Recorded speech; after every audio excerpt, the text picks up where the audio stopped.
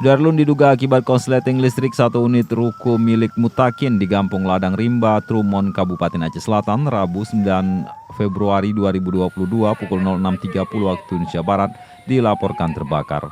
Tidak ada korban jiwa dalam kejadian ini, namun stok barang dagangan diperkirakan senilai 120 juta rupiah ludes terbakar.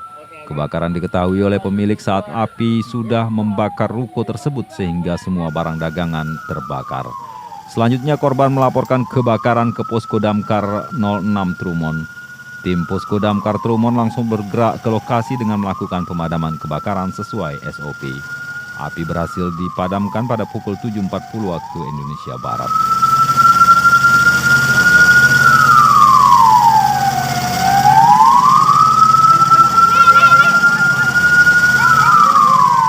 Dari Aceh Selatan, Taufik Zaz, Serambion TV.